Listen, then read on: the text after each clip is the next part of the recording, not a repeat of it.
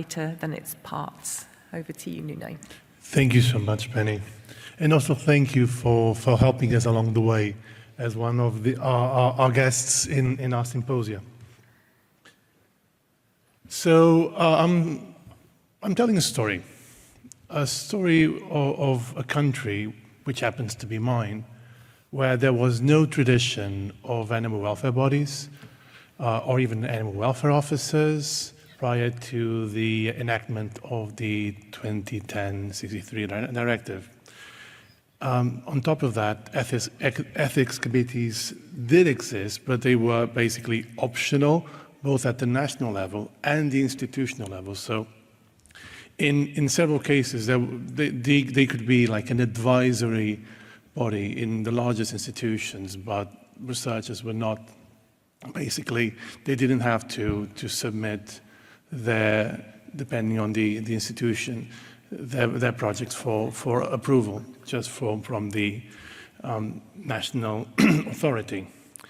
So you might imagine how the new directive raised challenges in regards to the implementation of this very demanding task of developing the animal welfare bodies from scratch in each institution. So this was not fine at all, and we kind of started to panic, but we waited a little bit until the competent authority told us what to do, and then we waited a little bit more, and then we waited a little bit more, and then we decided not to wait any longer and do things ourselves. On top of that, similar to 8 other countries in the EU, including the UK with the AWERBs, not only the transposition of the directive mandated the establishment of animal welfare bodies, it also gave them the task of project evaluation at the local level. So we evaluate the projects and we issue the non-binding appraisals. So kind of a dual role. But again, there was no further guidance other than the transposition from the competent authority or the national committee. Speaking of which, I'm still waiting for the Portuguese National Committee to leave basically its existence in mere paper and actually have any function in guiding the animal welfare bodies, in bringing us together, in building a bridge between us and the regulator, raising, harmonizing standards, but they are nowhere to be found. So it was quite dire. In both academia and industry, we had no idea on how to implement the animal welfare bodies. Particularly challenging was framing our activity within the institutions and our authority within institutions. And how could we comply with very demanding regulatory demands, particularly when institutions, many, not all, were pushing back. Well, this is fine the way it is. Little to no oversight, let the science happen. We are professionals, we know what we're doing. We do not need these, they would refer to the ethical people and stuff like that because they were none the wiser. So this was indeed a challenge, getting our voice heard and actually being given the space to be developed within the Institute, but also to grow and establish ourselves. So the enactment, or the publication of the directive, as you know, was in 2010. Its enactment in all member states was in 2013, and we only got some guidance, which was basically half a page of a legal document in 2015. So for a while now, we were sailing in uncharted, troubled waters. Luckily for the Portuguese, sailing in uncharted, troubled waters is something we do quite well.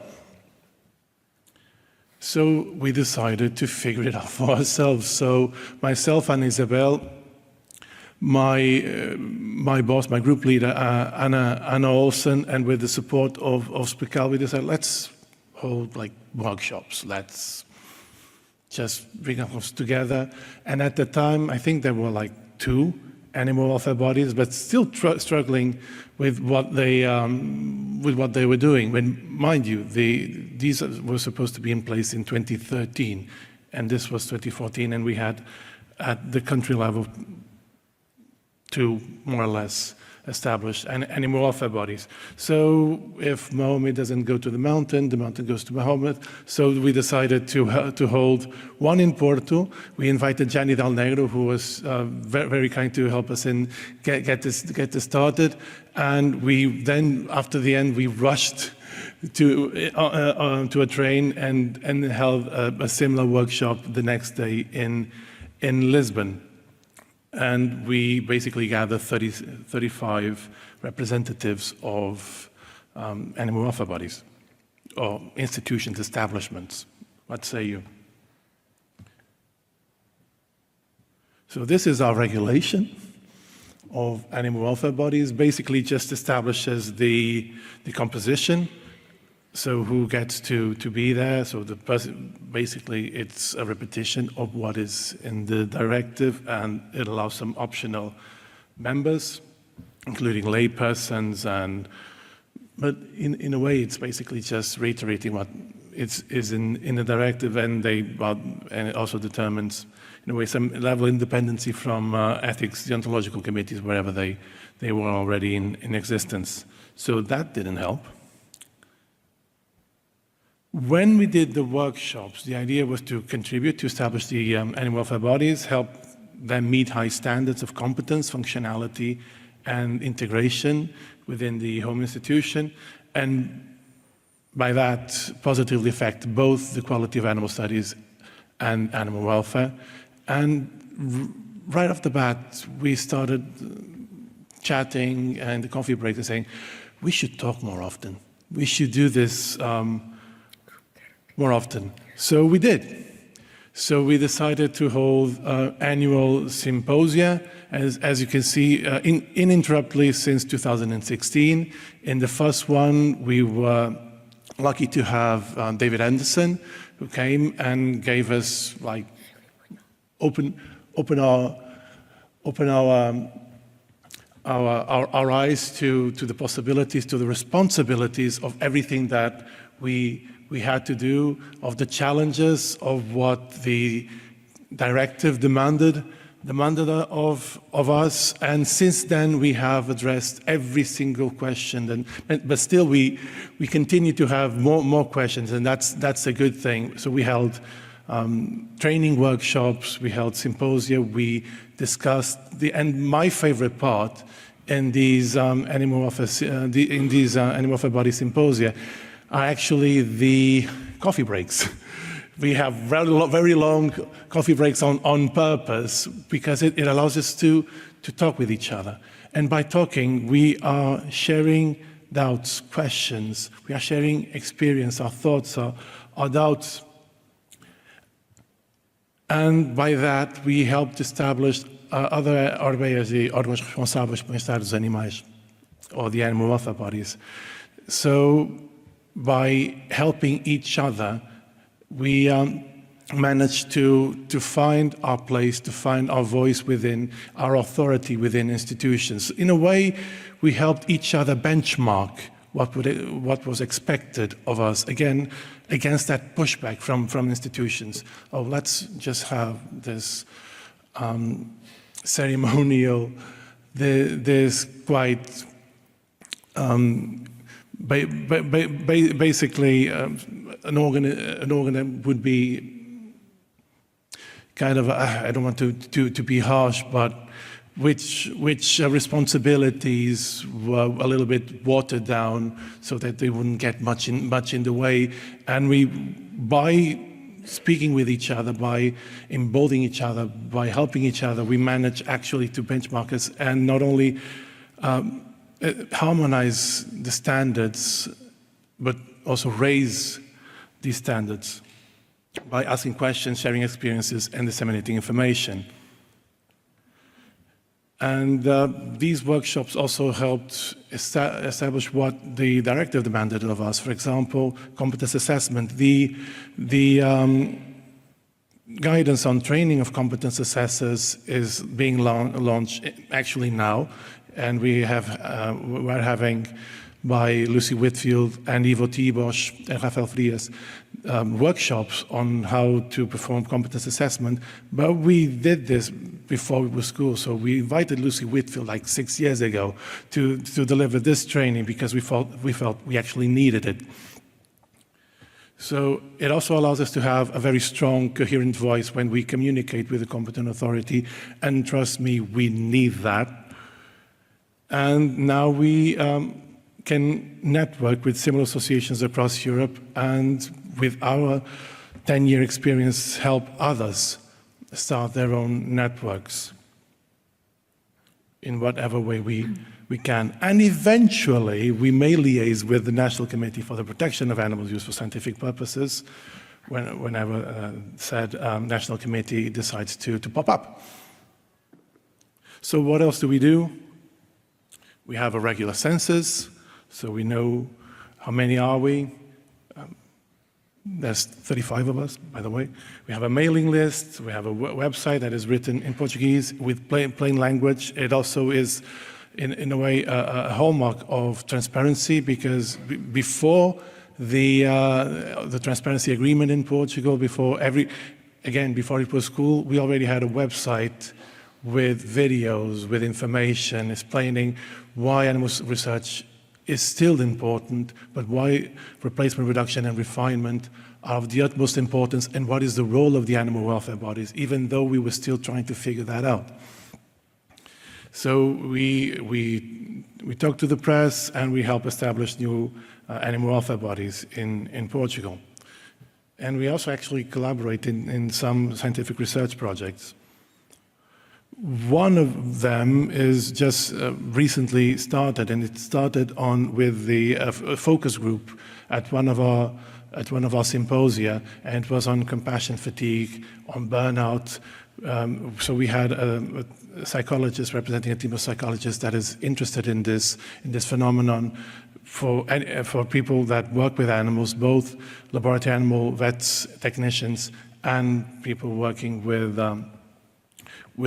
animals in shelters. We published some of the preliminary findings, and for me it was really enlightening. After 10 years of organizing this sort of events, I still was surprised with when people talked openly and wholeheartedly, and it was very important, I think, for us to share that information with each other in a safe place, and also allowed me some grounding to actually do whatever I can to move forward and help in whatever way to mitigate compassion fatigue and improve the culture of care. So regarding governance, we are somewhere between order and chaos, perhaps a little bit more on the chaos side. So we are, again, an informal network. There's no registration, there are no fees. I like to think it's an absolute totalitarian democracy. So we have two coordinators who you see before you, but we were completely co-opted. Often I think, well, perhaps I should, and at every symposium, please, someone take my place, but I get myself and Isabel, we get co-opted every year.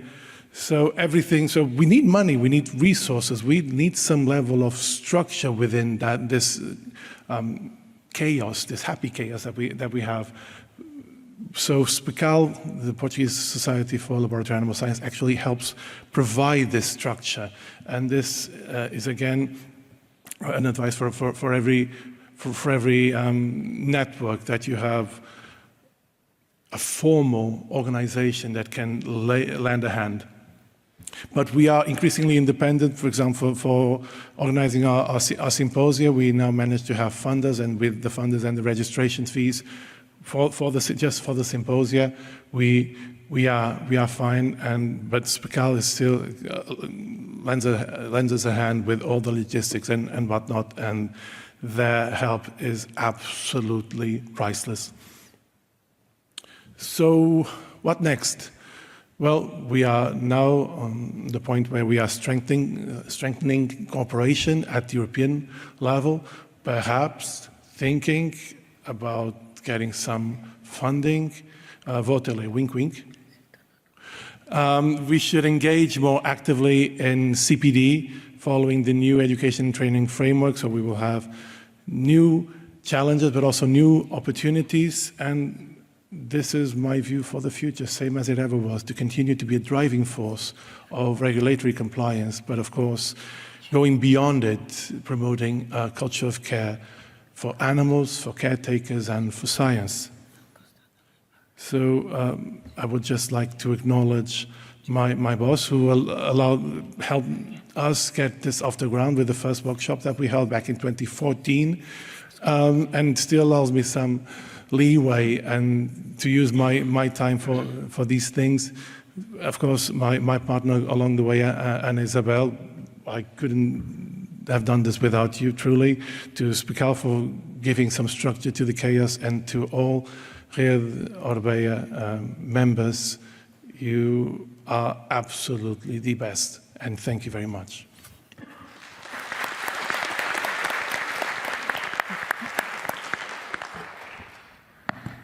Thank you very much, Nuno. Do we have any questions, either on the pad or from the floor for Nuno? We have one there. Oh, would you like to get to the microphone? Is there? Oh, yeah, okay. Please go ahead. We can't see you, so please go Yeah, ahead. please. Nuno, thank you very much. It was a great talk. Nari Dennison, in this capacity, I'm the chair of the National Committee in Ireland, although I'm from the UK. What I was interested in was, you said you got sponsorship in order to support the network. I was wondering who you can get sponsorship for, and how do you avoid conflict of interest?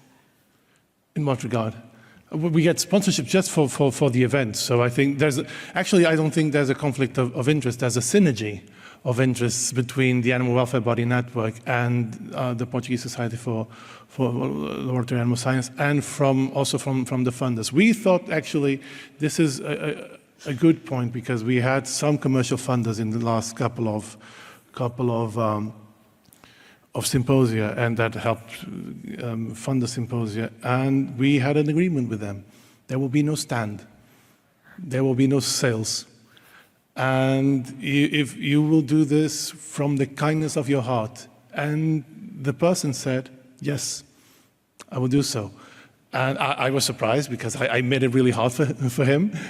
And he said, no, I appreciate what you're doing.